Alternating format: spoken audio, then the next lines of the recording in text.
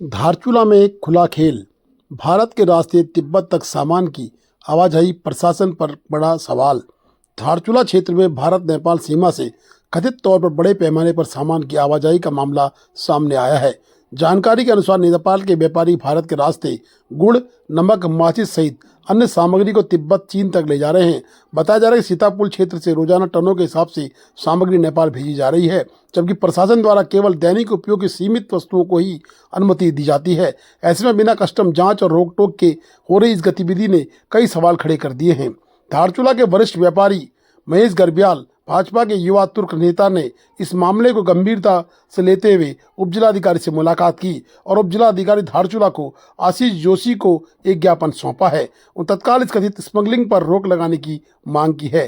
चौंकाने वाली बात यह है कि उक्त क्षेत्र में एसएसबी की सीमा चौकी मौजूद होने के बावजूद भी भारी मात्रा में सामान की आवाजाही जारी है। इसे लेकर 11वीं वाहिनी एसएसबी की भूमिका पर भी सवाल उठने लगे हैं। स्थानीय लोगों का कहना है कि प्रशासन नेपाल के नागरिकों को आवागमन के लिए इनर लाइन परमिट जारी करता है, लेकिन व्यापारिक मात्रा में सामान ले जाने की अनुमति बिल्कुल नहीं देता। नियमों के बावजूद इस तरह की गतिविधि प्रशासनिक निगरानी पर भी गंभीर सवाल खड़े करती है। अब देखना होगा कि प्रशासन इस मामले में क्या कार्रवाई करता है और क्या इस पर प्रभावी रोक लग पाती है या नहीं। उपजिलाधिकारी धारचूला आशीष जोशी ने कहा कि मामले की जानकारी संज्ञान में आई है। संबंधित शिकायत के आधार पर जांच के निर्देश दे दिए गए हैं। उन्होंने कहा कि भारत नेपाल सीमा पर केवल दैनिक उपयोग की सीमित वस्तुओं के आवागमन की अनुमति है। किसी भी प्रकार की व्यावसायिक मात्रा में सामग्री ले जाना नियमों के विरुद्ध है। उन्होंने स्पष्ट किया कि यदि जांच में किसी भी प्रकार की अनियमितता या अवैध गतिविधि पाई जाती है या किसी की संलिप्तता पाई जाती है तो उसके खिलाफ सख्त कार्रवाई की जाएगी। साथ ही सीमा पर तैनात एजेंसियों के साथ भी समन्वय कर निगरानी और सख्त की जाएगी। महेश गर्ब्याल ने कहा कि भारतीय व्यापारी कई वर्षों के बाद व्यापार खुलने की खुशी तो मना रहे हैं, लेकिन नेपाल के व्यापारी भारत के रास्ते ही नेपाल के व्यापारी सामग्री पहुंचा रहे हैं, जिससे कि भारतीय व्यापारियों की खून पसीने कमाई में पलीता लग रहा है, जो बर्दाश्त के काबिल नहीं है। सबसे पहले तो डीसीएल न्यूज़ चैनल को मैं धन्यवाद करता हूं और आभार व्यक्त करता हूं कि आपके माध्यम से हमारे क्षेत्र की जो जनता की जो समस्या है वो आपके माध्यम से ही आगे जाती है। तो हमने एक ज्ञापन दिया था आज एसडीएम साहब को कि सीतापुर के पास से जो गुड़, मिश्री, माचिस हो गया, जो इत्यादि जो सामान है वो अवैध रूप से नेपाल की तरफ जा रहे हैं।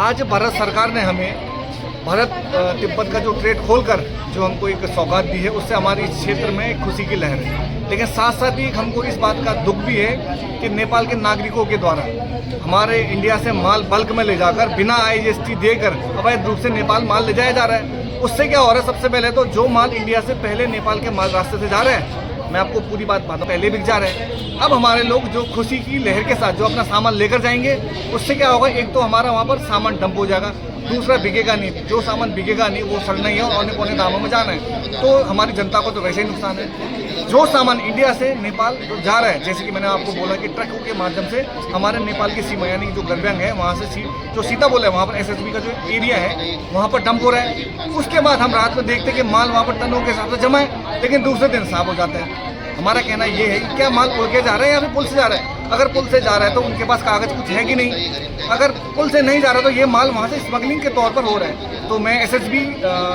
11वीं वाहिनी और हमारे पुलिस अधीक्षक और हमारे उप जिलाधिकारी महोदय से निवेदन करने आया था कि इस पर सख्त कार्रवाई हो और इस जो स्मगलिंग हो रहा है इस पर रोक लगाई जाए और जो फिलहाल में जो वहाँ पर वर्तमान में जो सामान रखा है उसको सीज किया जाए। हमारा यही निवेदन रहा और माननीय उप जिलाधिकारी महोदय से उन्होंने हमें एक आश्वासन दिया है, इस पर तुरंत कार्रवाई की जाएगी।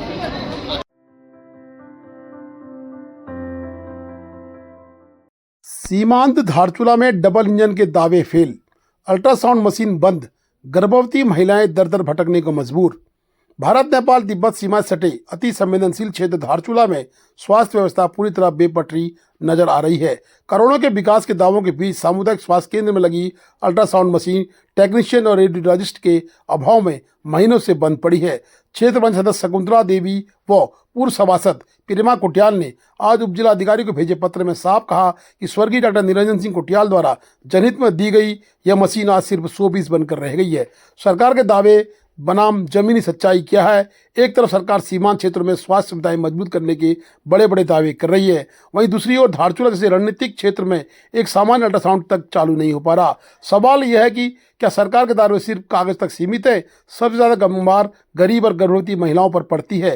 दूर दराज के गांवों से आने वाली गर्भवती महिलाओं को अब जांच के लिए पिथौरागढ़ या हल्द्वानी जाना पड़ रहा है। खराब सड़कें, लंबी दूरी और भारी खर्च, इन सब से आम जनता की मुश्किलें कई गुना बढ़ा दी हैं। सीमा क्षेत्र में लापरवाही या अनदेखी, जहां एक और देश की सुरक्षा के लिए एसएसबी, आईटीबी और अन्य सेनाएं तैनात हैं, वहीं उसी क्षेत्र में स्वास्थ्य सुविधाओं का ठप होना सरकार और प्रशासन दोनों पर गंभीर सवाल खड़े करता है। क्या सीमांत क्षेत्र की जनता सरकार की प्राथमिकता में नहीं आती है? एक बड़ा प्रश्न आज छोड़ा गया है। महिलाओं ने सीधा सवाल सरकार से किया है कि सीमांत क्षेत्रों के विकास के नाम पर आखिर कब तक सिर्फ घोषणाएं होती रहेंगी या फिर धरातल पर भी कोई बदलाव दिखेगा? आज के ज्ञापन सौंपने में पूर्व सभासद प्रेमा कुटियाल, शकुंतला, बिंदु कार्की व अन्य बहुत सारी महिलाएं एकत्रित थीं।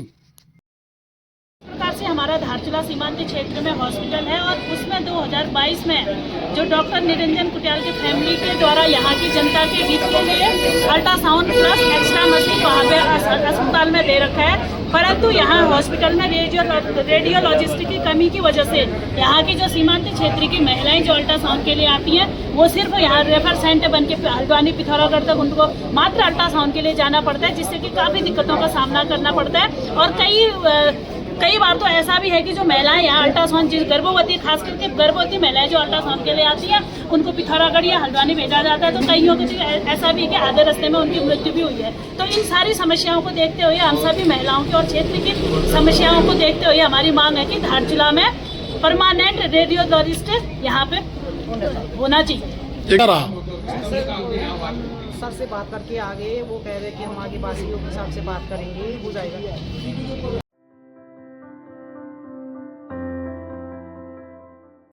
धारचूला के वन पंचायत, जो कि धारचूला मल्ली बाजार में लगी हुई है, वहां के रहने वाले लोगों ने आज उप जिलाधिकारी धारचूला को एक ज्ञापन दिया। प्रद्युम्न सिंह गर्ब्याल की अगुवाई में आज लोग उप जिलाधिकारी धारचूला के पास पहुंचे और स्पष्ट रूप से उन्होंने कहा कि अतिक्रमण की बयार धारचूला के वन पंचायत को भी लपेट रही है।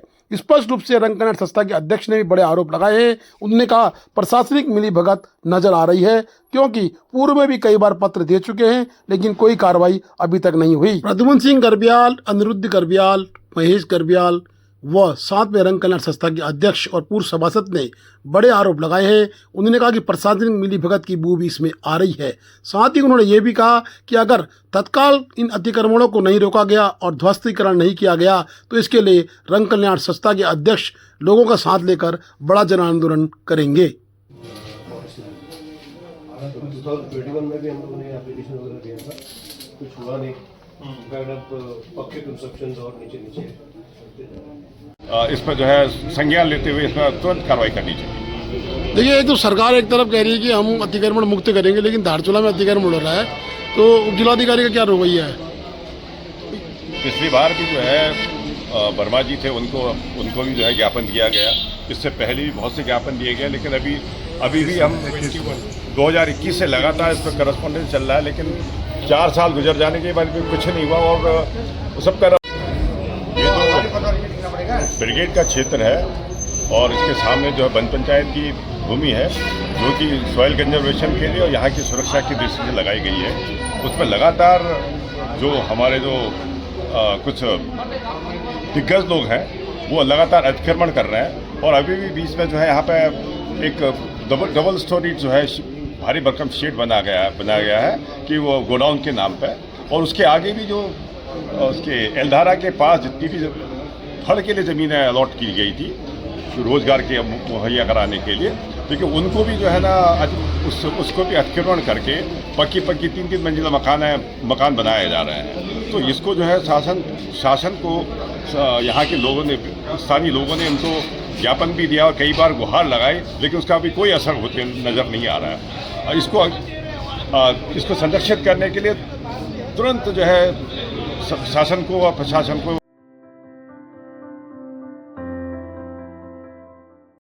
पूर्व सैनिक संगठन ने उप जिलाधिकारी धारचूला को दिया ज्ञापन। उन्होंने अपने 2 मुद्दों का एक ज्ञापन उप जिलाधिकारी धारचूला को दिया। उन्होंने कहा कि धारचूला के तावाघाट में जो शराब की दुकान खुल रही है उसका पूर्व सैनिक पुरजोर विरोध करते हैं।